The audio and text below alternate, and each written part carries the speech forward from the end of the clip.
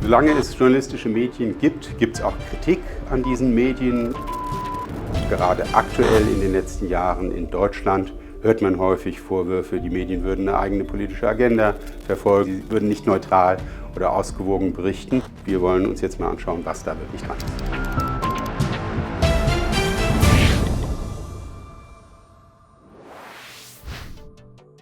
Journalismus und Medien, das ist ein Geschäft unter hohem Zeitdruck, da passieren viele Fehler.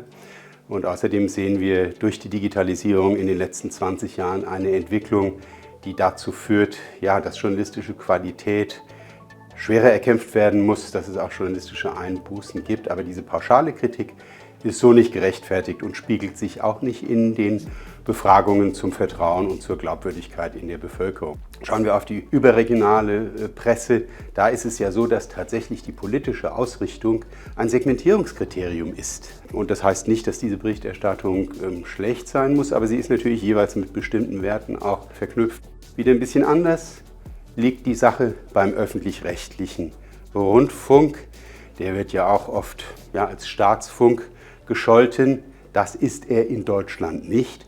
Staatsfunk wäre ein Rundfunk, der weisungsgebunden ist an die Exekutive, an den Staat, an irgendwelche Ministerien, so wie wir das aus vergangenen deutschen Staaten kennen. Das ist in Deutschland nicht der Fall. Was gibt es noch? In Deutschland traditionell sehr, sehr stark, auch stärker als in anderen Ländern, ist die regionale Presse. Das sind vor allen Dingen die Lokal- und Regionalzeitungen und die leiden ganz besonders unter der Digitalisierung. Nicht nur, dass eine zweite Öffentlichkeit im Netz entstanden ist und die Journalistinnen und Journalisten dort nicht mehr die alleinigen Gatekeeper sind, sondern ganz entscheidend ist, dass die Werbeeinnahmen da weggehen. Ja?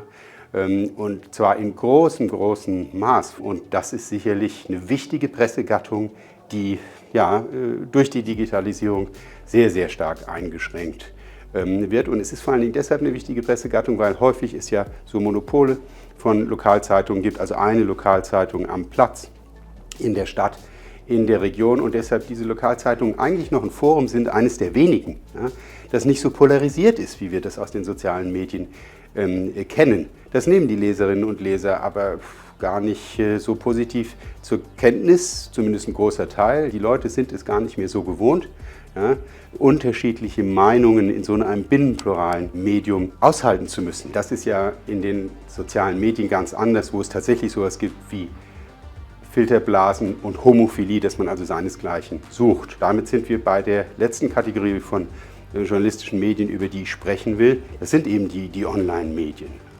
Und in diesen Online-Medien, da gibt es verschiedene Tendenzen. Zum einen die zweite Öffentlichkeit, wo also jeder und jede mit geringsten Mitteln in der Lage ist, seine Botschaften rüberzubringen. Da ist dann aber von Ausgewogenheit und Neutralität erst recht keine Spur. Und zugleich etablieren sich dort sogenannte Alternativmedien, die sich häufig gegen die etablierten Medien positionieren und zum Teil eben auch außerhalb des verfassungsrechtlich tolerierbaren Spektrums.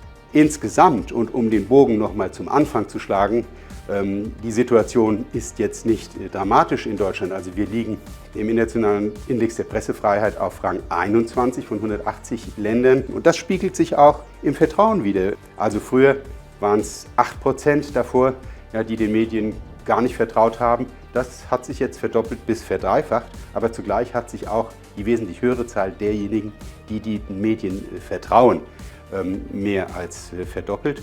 Und in der Corona-Pandemie 2020, 2021 haben wir dann nochmal gesehen, dass gerade die etablierten Medien einen ganzen Schwung nochmal nach oben gegangen sind und mehr Leute gesagt haben, ja, auf die verlasse ich mich, denen vertraue ich. Da muss man allerdings dazu sagen, das ist jetzt auch nach dem Ende der Pandemie, hat sich das wieder so auf den vorigen Pegel eingepegelt.